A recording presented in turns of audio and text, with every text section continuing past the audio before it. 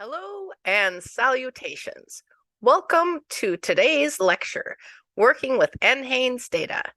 Welcome back if you've been here before, and welcome if you're new. I'm Monika, a public health data scientist, which is another way of saying a epidemiologist and biostatistician. And I like to do data science with my epidemiology and my biostatistics. And so today I'm going to talk to you about the NHANES data set. Thank you for coming. I usually just talk a little bit at the beginning to make sure that everybody has a chance to show up. So I'll just start by talking a little bit about the NHANES data set. So NHANES, well, I'll get into what NHANES stands for, but just to say it, I'll probably get this wrong. Let me see.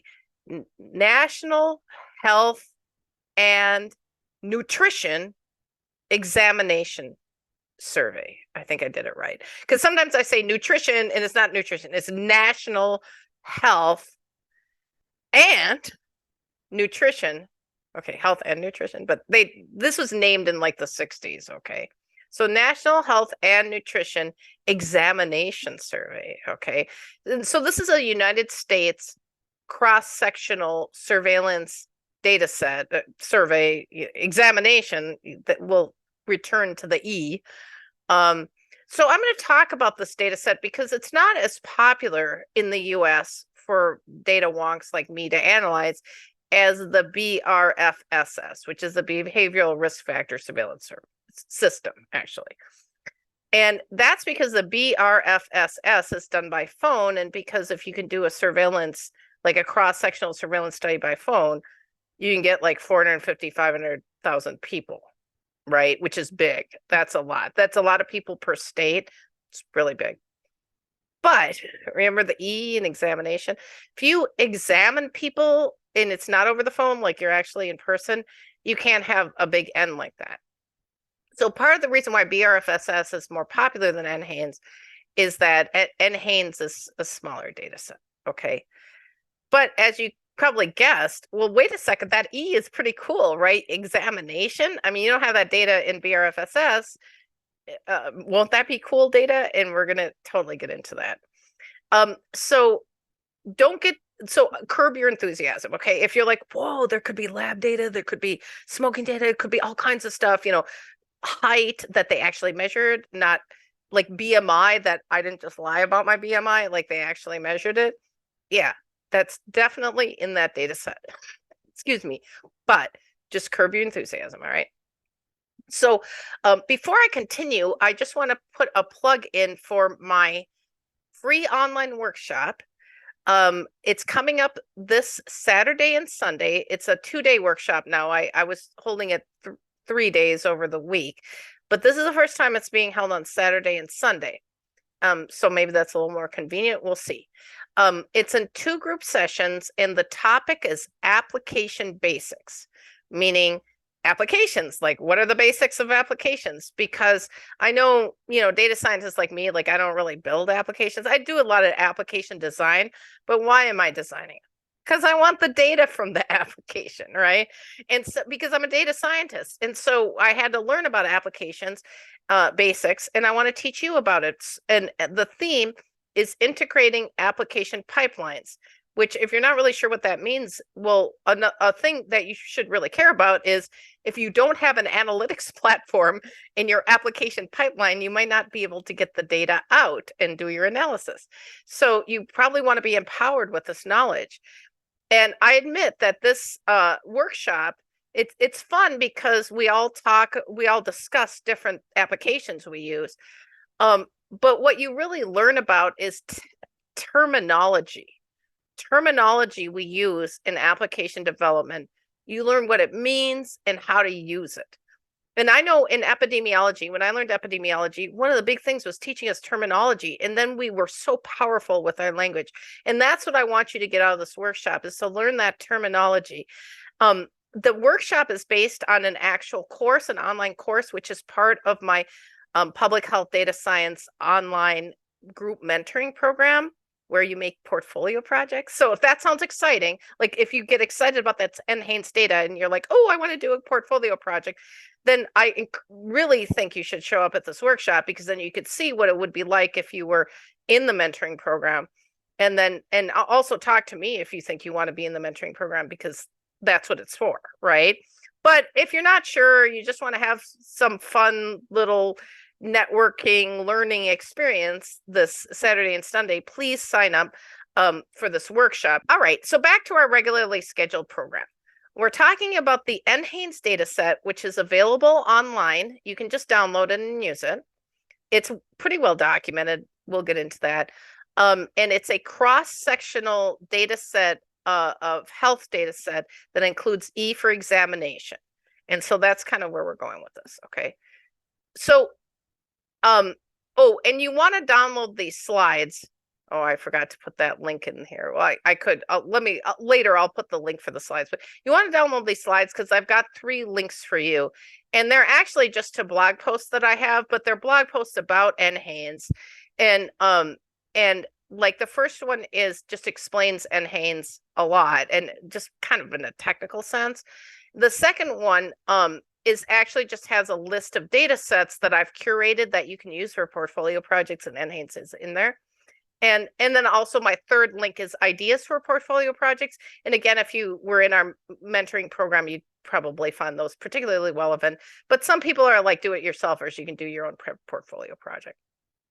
Okay, so the NHANES, as I said, is in the United States, and it actually is our oldest surveillance effort. It started in the 1960s. Now, that is good and bad at the same time. Like there's some limitations to the fact that it started in the 1960s. Like if you think about it, there's a lot of stuff we didn't know in the 1960s, so we didn't really think to ask. And now, and also there's a lot of stuff we asked in the 1960s that we want to like keep asking it the same way, so we can trend, but then it's old fashioned. And also just things change, like how people use tobacco has changed, and how people exercise and what they do for exercise has changed. So since the 60s, how they do the NHANES is they go door to door and they examine respondents in a mobile examination clinic, which I neglected to put a picture on the slide, but it looks like kind of like a big bus, or like if you've ever given blood, it looks like one of those blood mobiles. And what happens is when you go inside, I've never actually done NHANES. In fact, I don't even know where they sample from, to be perfectly honest. I know in North Carolina, some people would have done it. I heard about that, but I'm sure it has to be all over the United States because this is a stratified sample. But you go inside and they'll do the different examinations. Like my colleagues who are dentists, they were very interested in the oral health data, because there's an oral health examination where they measure the teeth, that they actually probe the 6 sites of on each tooth, if you know anything about dentistry, which I didn't until I had those friends.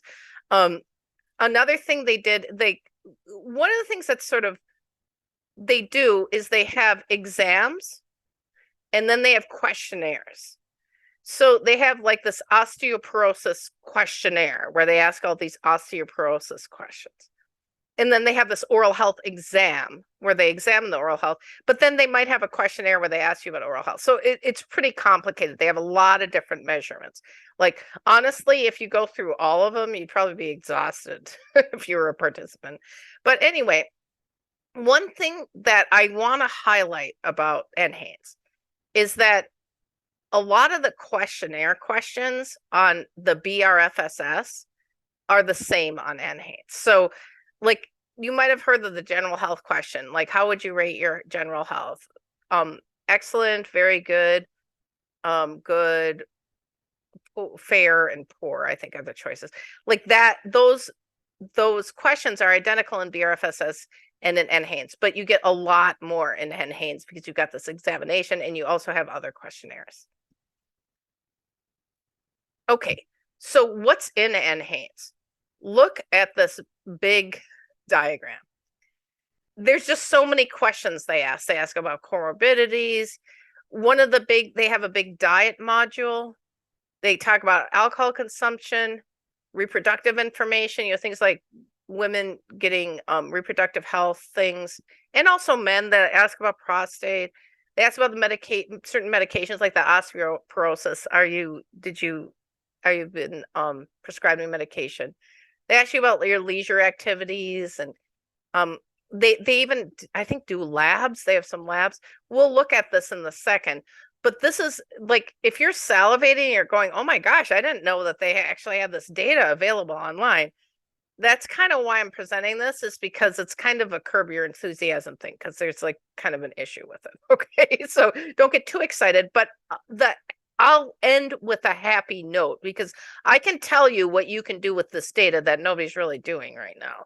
That would be very interesting from a data science perspective. So you might go, okay, so this data doesn't have a lot of rows. It's not long data. It's wide data. It has a lot of different variables. Okay, fine. But it's really well measured data, and it's run by the government. So why aren't more people using it? Right? Well, there's just a lot of issues. First of all, they have documentation. Well, they have documentation I'm going to show you that's sort of an easy to navigate way. But the problem is that it's not really that complete. So if you really wanted to, like, you'll find that you'll get to some variable and be like, oh, wait, this is not everything I need to know about this variable in order to use it in analysis. And so then you end up having to look up more, and or just not look up more and just give up or whatever. You know, it's very challenging to design with the NHANES data. So like, if you're used to BRFSS, the way BRFSS works is there's these core questions that are mandated by the federal government, and every state has their own phone rooms where they call people in the state to ask the questions. This is BRFSS, the phone version. Okay. And what happens is, like in Minnesota, where I'm from, I'm in Massachusetts, but I'm from Minnesota. And in Minnesota, there's a very large Native American population. And so I just remember there were some issues where we wanted more knowledge in Minnesota about that issue. So we used a Native American issues module, which is adding on to the questions, but it's just a module. It's like maybe even 1 or 2 questions. It's not very big. So if you study the BRFSS, you'll see that there's the core data, which is what we normally download and use. And then the states will use different modules. And if you actually run a state department and you got to do this, you got to pick your modules and each year, and you got to figure out how to do the weighting and all that stuff. So if you're using BRFSS core data, it's just one big flat table. You just download it. If you're at the state, you actually work at a state department, you've got the data from the modules, they're sort of stored separately, or they tend to be stored in separate data stores, even though they have a one-to-one relationship with the people who were called on the phone. Usually, I mean, they might have just done certain modules with a sample of people, or maybe one module just for women or something. But then it becomes fragmented and it becomes a little hard to manage. Well, the NHANES data, everything is a module. Like, literally everything is a module. Every set of questions. Remember on BRFSS, like, they'll have diabetes questions and cancer question, whatever, but they're all in that big flat table. They're all in that big core question table. Well, here, all of these questions, they're all in different modules, and that's different data sets. So the technical term for that is a federated data sets, meaning that they all can be linked theoretically. There's this SEQN, stands for sequence number, which is like the primary key. It's kind of like the study ID. And in every table, there's only going to be one occurrence of the SEQN. So in other words, let's say there's somebody who is 12, their SEQN is 12. In any of these little modular tables, there's only going to be one record for number 12, participant 12. But what if there's 0 records for participant 12 in that table? That's what the problem is, missing data, right? So let's go over to the doco here. Here's the documentation. If you go to that link, on the survey. Well, first of all, this is the blog post that I made, and you'll see it's actually like kind of long, right? And you'll see that there's like a lot of explanation, like pretty detailed explanation. And actually, if you come to my next two events, like lectures, I'll be going more into detail about some of the operations in here, like some of the things you have to do in R if you're going to use R, or whatever, SAS, whatever. Some of the manipulations you have to do with the data in order to get an NHANES data set together so you can actually answer a question. But for today, I'm just going to go over how you use the documentation and how you could try to even make a question out of it. All right. And so that's over here. So let's just go to this. So this is a CDC. And one thing I just have to tell you is it looks like they mushed together a few years, like 2017 to 2020 got mushed together in the same data set. And prior to, like, I guess the last time I looked, they didn't do that. But if you read a lot of NHANES, like publications, you'll find almost every publication uses more than 1 year together. And that's because of this lack of data issue. First of all, that it's smaller than BRFSS to begin with, because it just has to be. And secondly, because of this thing I'm going to show you right now. Okay. So I'm going to look at the documentation for this file. And if you go to the main page, you'll see that there appears to be documentation for a more recent file that ends in 2023. But if you go there and you scroll down, see all this stuff is grayed out on that 2023 one. So this is like the live one, right? So if you scroll down from this up here, you'll see data documentation and code books, using the data, contents at a glance, and contents in detail. Okay. And honestly, where I start always is in this quadrant. I feel so smart. Quadrant up here. Okay. So what we're going to do today is just go down the rabbit hole over here. And as we do that, what you're going to go is, oh, I kind of get why there are the other quadrants, right? Because if we look at, like, for instance, dietary data, we'll look at their documentation and only have 1 million more questions. And so we'd have to go down here. Like, for instance, let's say we look at the lab data, have any questions, we would have to go look here. And so basically, this is kind of your beginning of trying to design your project. And if you have any questions at all, you have to really read about it over here. Now, first, I just want to point out, this says demographics and then dietary, examination, laboratory, questionnaire, and limited access. So we're not going to care about limited access. But remember how I said everything is sort of separated in these different questionnaires, like diabetes questions and osteoporosis question, whatever. So when I click on this, we're going to see a list of data sets. Okay. Also, I said that there's different labs that they do. And so when I click on this, we're going to see a list of data sets of the lab ones. And remember how I was talking about those examinations, like they weigh you and they measure you, and then like that oral health thing. When I click on this examination data, that we're going to see that. And there's a whole bunch of dietary measurements. And when I click on this, we're going to see a list of those data sets. So already you're like, oh my gosh. But where I'm going to start is this top one, demographics data, because I really want you to start there. Okay. And the reason why I want you to start there is that's kind of like the denominator. Like, this is the most people in this data set. This has one row per person in the whole study of this data set, right? So you can kind of see the universe of people who could be in your data set, right? So let's click on this demographics data. Now, you know how I said I could click on laboratory, I could click on whatever. All of those are sort of set up the same way this one is at the top. You have all these links to different procedure manuals and instruments. As you can see, because they mush this together, they have to put different years here. And I usually don't really go into these because I'm usually starting at the beginning of, like, I might have to go into these later, but this is just me figuring it out, right? So here's the one demographic data set. But remember how I said if you click on like examination, you're going to see this blue thing and you're going to see a whole bunch of data sets. Okay. But I just thought we'll start here. We'll do the one. And so what do you see here? You see years, the name of the data set, and then you see this pdemo doc, which is it says doc file, and then you see this data file, which is XPT. Now, let's say you're a SAS user. You might have heard of XPT. XPT is SAS's version of like a zip file.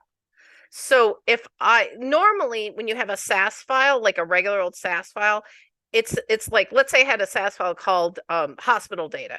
It would be called hospital data dot SAS7B dat, right? Like it has the longest extension. Okay, let's say that file was so big, it was really hard to put it on like a disc, like a CD or a DVD or something. And I wanted to shrink it, like pack it, like zip it. I can use SAS to turn it into an XPT file. XPT stands for export, I guess. And it shrinks it. And then I might be able to get on that DVD. Okay. The issue is that when you use SAS and you download an XPT, you have to unpack the XPT into a SAS7B DAT. And I know I cover that in my SAS course on LinkedIn Learning. And I know I cover it in my book on SAS. But it's a little hairy, but it's not that hard. What I actually do, and if you show up to my subsequent events, you'll see, is I use the foreign package in R, and it just turns it into an R data set. Like you just read it in as an R data set, and I just jump over all that SAS business. But anyway, if you wanted to download the data set, you would click here, but I usually am not downloading anything at this point. I'm just shopping for data. So let's just click on this doc and just see what happens. Okay, I just want to sort of show you around what happened here.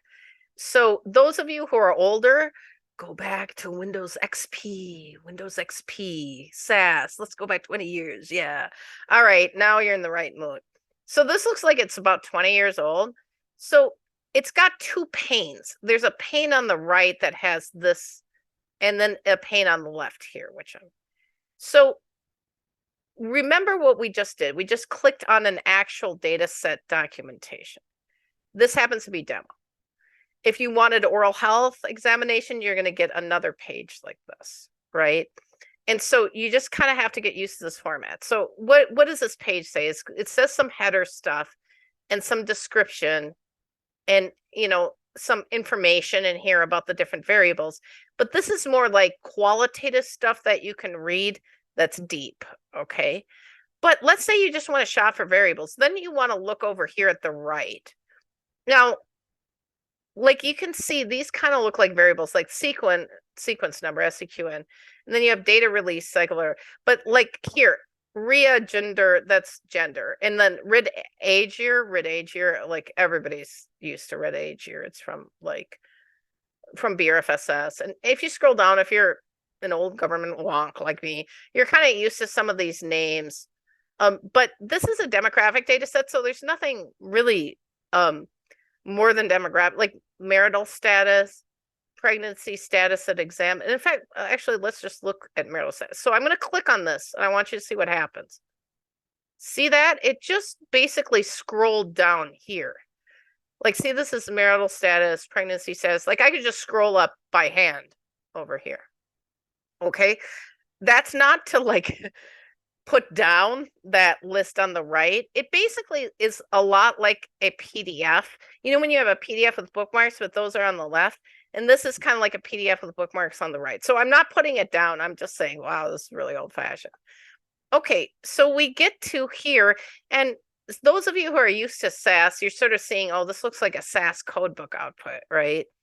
Which is not my favorite format for documenting data, but it's got the information in it. So we go and we see that this is a variable name. So if we wanted this after I downloaded that demographic data set, I'd have to go look for this variable. And it says target both males and females 20 years to 150 years. I hate it when we have to go to my mom's 150-year birthday. 150 years, what the heck is that? Okay, so what I have learned about this data set is each of these questions is not asked of everybody, even in the demographic data set. Obviously, pregnancy status at exam is not asked of men. Okay, so the issue is that you often do not know which questions are skipped because this code book is not that clear. Okay. Like if you look at the questionnaire, the actual questionnaire, or even the code book for the BRFSS stuff, you can totally tell where all the skips are. Like you can, there's no question. Here, it's just this documentation is not that clear. And so sometimes you see something like, let me look at the pregnancy one. See this? So these are the values of the answer. So if you looked up RID Experg, you'd see 1, 2, 3, or missing in the variable. 1 would mean yes, positive lab pregnancy test or self-reported pregnant exam. And see the count. This is the codebook count for the whole data set. There's only 87, which kind of makes sense. You know, how many people would be lucky enough to be pregnant when they went into the MEC, you know? And the second one is the participant is not pregnant exam. So it looks like there's some exam that this came out of, even though it's demographics. Again, if you're going to use this, you'd have to go down the rabbit hole reading this, like how did that get there? This is just a little quickie summary. And so apparently these people were examined and they were found not to be pregnant, and they cannot ascertain if the participant is pregnant exam. I guess they have a crappy test, or I don't know why that happened. But then we have this missing, and you just kind of assume all the men are in there. And so you assume that there was some sort of skip, and so that makes you want to go back and do some more research before you use this variable. And again, if you show up in my subsequent events, I'm going to show you a little bit about curating this data set or other data sets like this. I mean, they're all kind of like this. This one's a little more fragmented than most of our data sets. So getting back to marital status, I want to go over that one because that's more logical. You would ask everybody about it, right? But here's the issue, right? Here are the answers. So 1 is married or living with partner, which is kind of nice. I liked it that they group these together. And then 2, widowed, divorced, or separated. I like that they group those together because I end up grouping those together. They're separate in the BRFSS. Then 3 is never married. And you can see these are the frequencies. This is a cumulative frequency, and this is the frequency in the data set. Now, remember, in the denominator, right? Like, so let's say you decide to study osteoporosis, and that's more likely to be women, and then you're trimming off some of the data, it might not have this distribution then, you know? So then here's what's particularly annoying about this data set is you have 77 is for refused, 99 is for don't know, and blank is for missing. And for me, and I've had epidemiologists go crazy telling me how important refused. It's different if somebody says refused than they don't know. It's super important. Like I've been the recipient of that rant so much in my life but it stopped in about like the early 2000s. People stopped saying that after there was a lot of SQL. I don't know why people were really big into refuse is different from don't know is different from missing. To me, from an analytic point of view, it's the same because first of all, you never get that many. And second of all, missing, why is anything missing? Who did this data collection? So again, you know, and it depends on your research question. Do you even care? Do you even care about marital status? And so this is, again, kind of a problem because if you take my courses on LinkedIn Learning, like especially my study design courses, it's difficult because you want to make a hypothesis, but you don't know what you have to work with. So you kind of have to review the literature and get an idea, and then go review your data set and try to figure out what's going to work and sort of like meet in the middle. Okay. So if I was going to say, okay, I reviewed the literature and I want to say being divorced is bad for your osteoporosis or something, right? Maybe this is okay because I've got a bunch of divorced people in here, but maybe it's not okay because widowed and divorced is different. They're all mushed together. You see what I'm saying? And so I might have to go back to the literature and deal with that. Okay. But this is just basically how to read one of these pages. And if you have any questions, I'll look at the chat and tell you. Okay. So now I'm going to just back up, and we're just going to back up, and we're going to go back. So remember, this was the main page I'm backing up on purpose because it's so darn confusing, right? So now we're back. So we went over demographics data. Now let's go and do dietary data. Ready? Okay, here we go. And I also want to add something when I bring up this dietary data. My understanding after reading about a lot of this is that I think this dietary data, these data from NHANES, are used to calculate stuff about the American diet, like how much carbs we have and how much, fruits and vegetables we eat. I the stuff I've read has led me to believe that this data set is where they get that from. Okay. And so here we have now another thing I want to be clear about is, and I haven't worked with the diet data, but you might see that on the questionnaires in the data collection is different variables than what is served up here. Okay. So for example, I was looking at a data collection form, and it asks if the person ever eats sushi or how much sushi they eat. But I cannot find the answer to the sushi question in any of these documentation. So what I feel like they've done is taken the data and transformed it into something else. And now I don't have the raw data. And so some of the questions on there, I don't know the answer to. So like here we have dietary interview, individual foods first day, individual foods second day. So just to remind you, there are different ways to measure diet. The way that's considered probably the most valid, but it's still kind of messy, is with a food diary. So a food diary is where you literally write down everything you eat in a day, and you keep a lot of notes. And now we're in the land of apps, right? If I was running a diet study, I'd get an app where people were putting in exactly how, taking pictures and exactly what they were eating, and I could calculate it really well. But in the olden days, it wasn't that easy, right? And so food diaries, I mean, we send them cards and say, okay, how much beans did you have or whatever. But the participants were really awesome. If people are in these diet studies, they really apply themselves. So they're cool. So we get this food diary data. And then the other way you can do it is with a food frequency questionnaire, which is actually based on food diary data. But if you're like, like I knew somebody who did a study of Japanese Americans.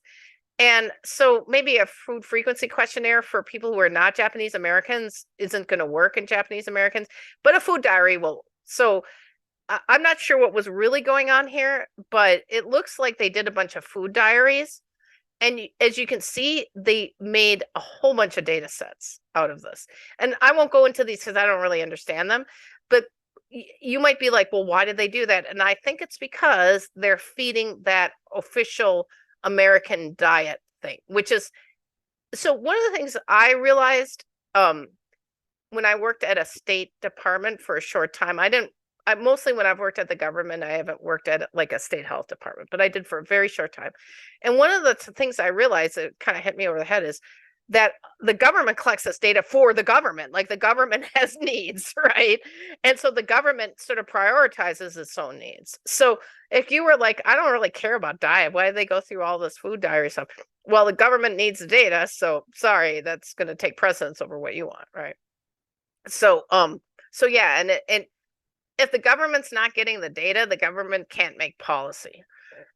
The reason why I just said that is I've noticed the BRFSS, they cut the core by half the questions.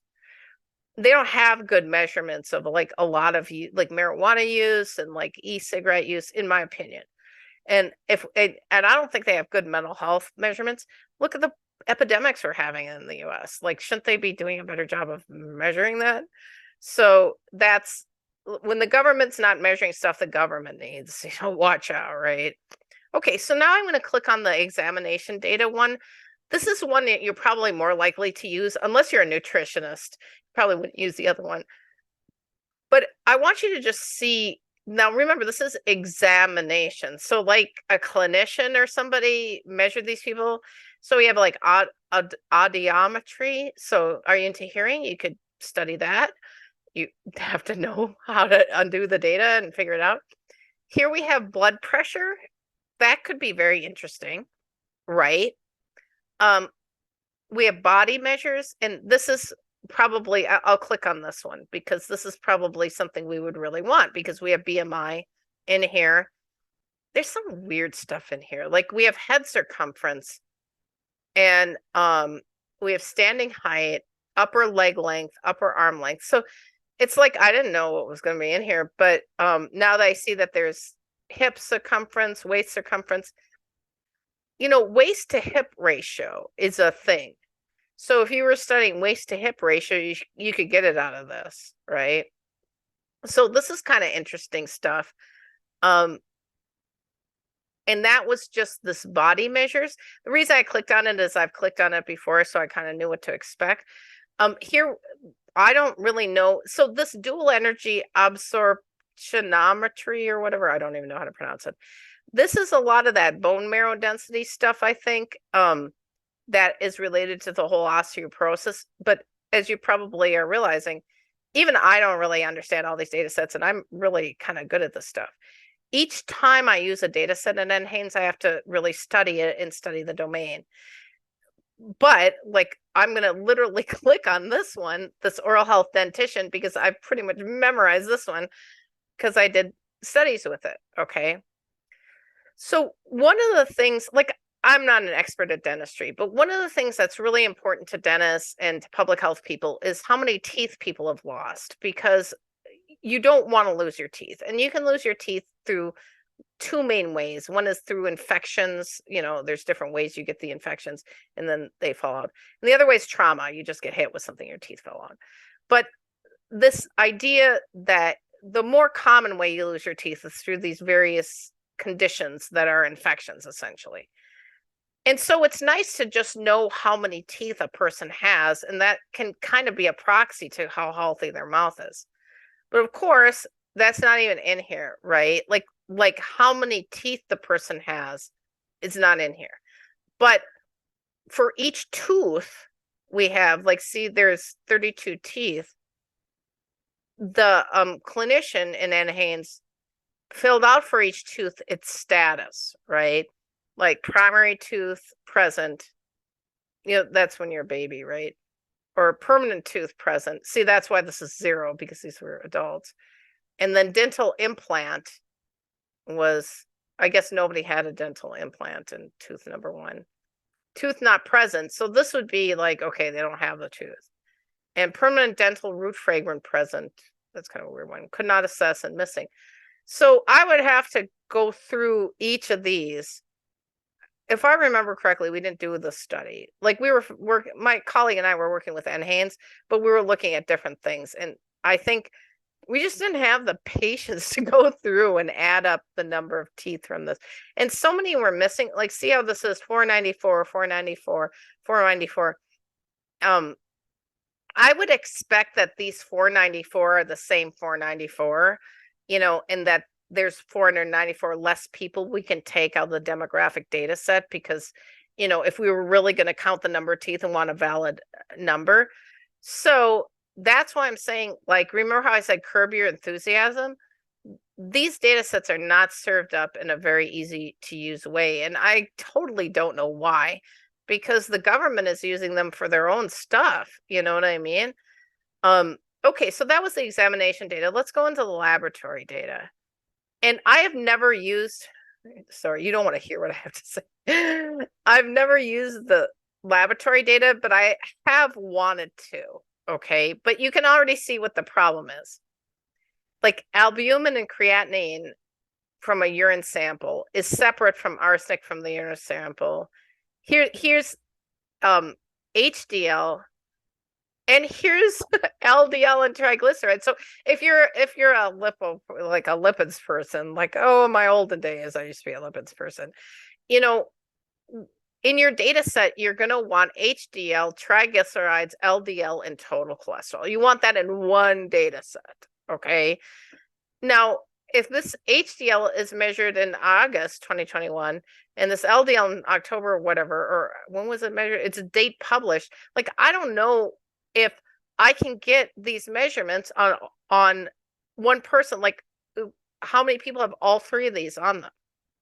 And that's sort of what I'm going to cover in my subsequent events, is like, how do you get a data set of these people where it's not missing?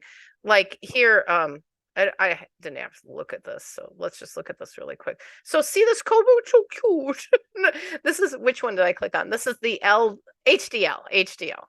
Okay, so cute. It only has a few things. So here's the actual HDL measurement.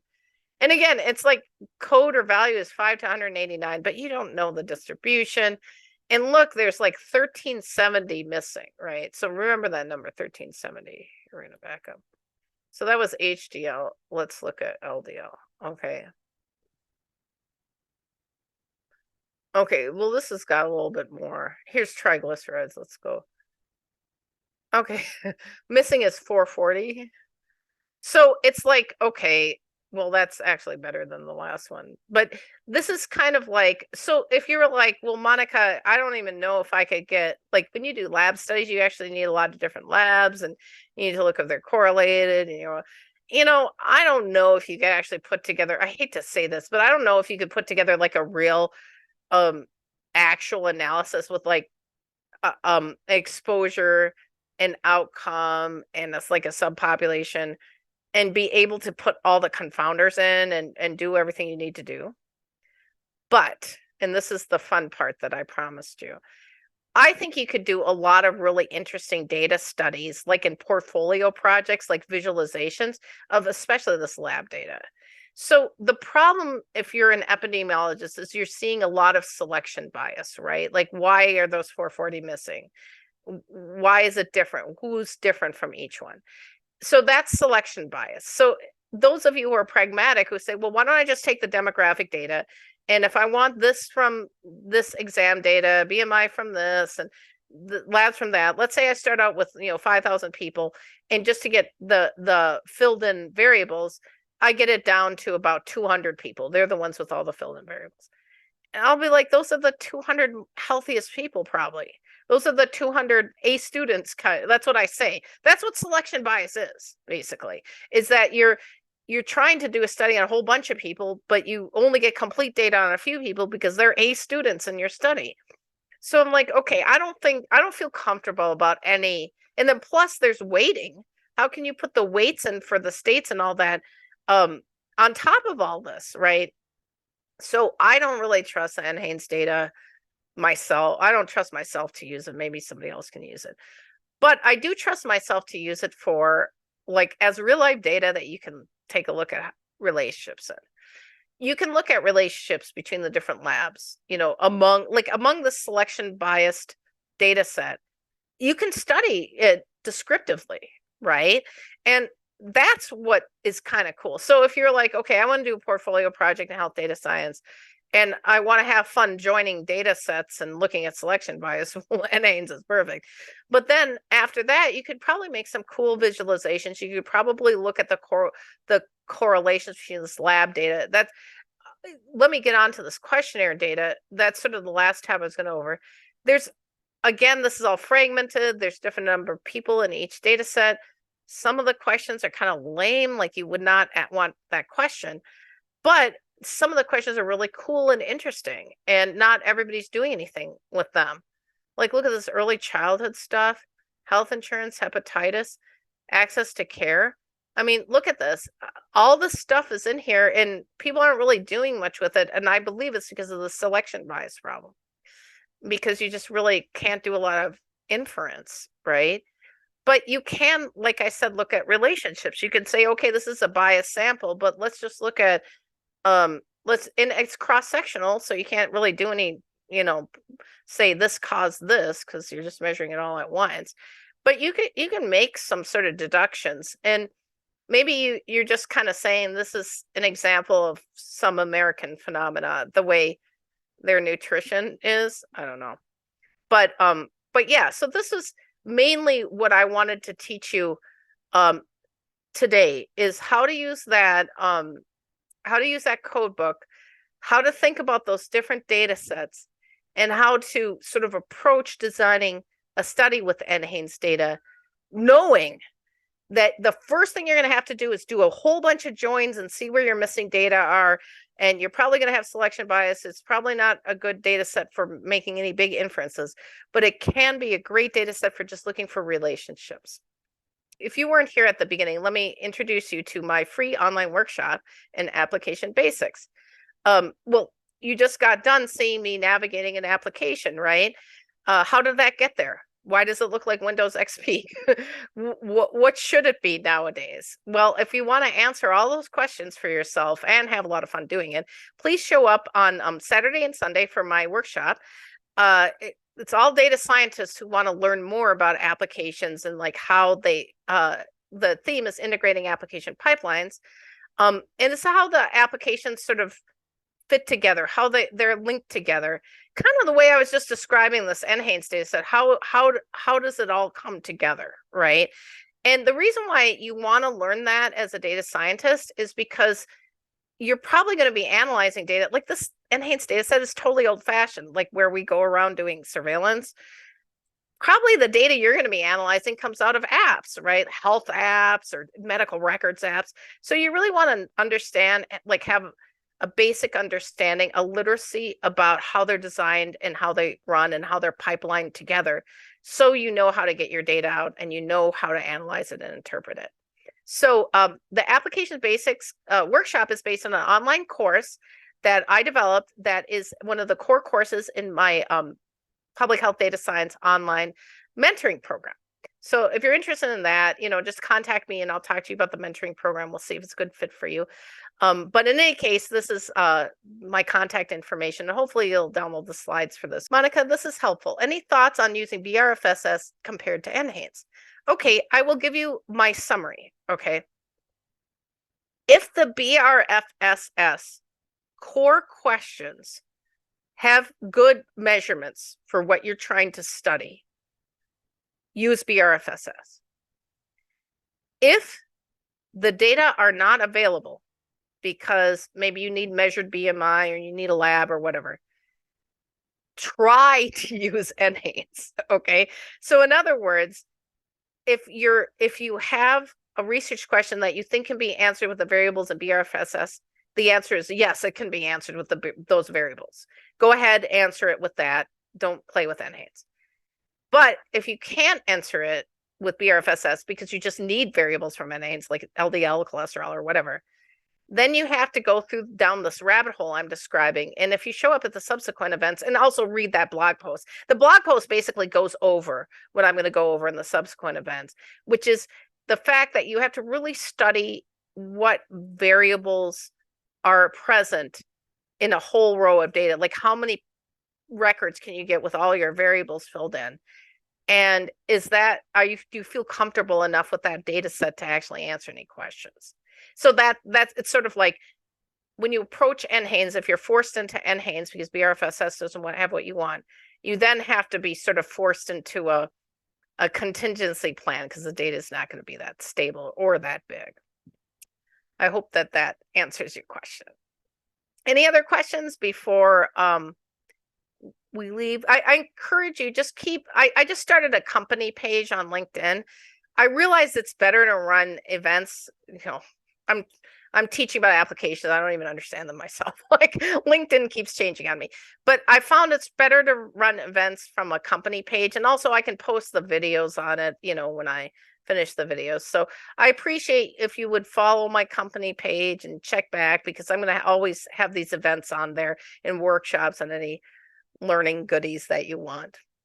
All right. Well, thank you very much for showing up today to learn about how you can use NHANES data for something, for at least a portfolio project, even if it doesn't have everything you want in it.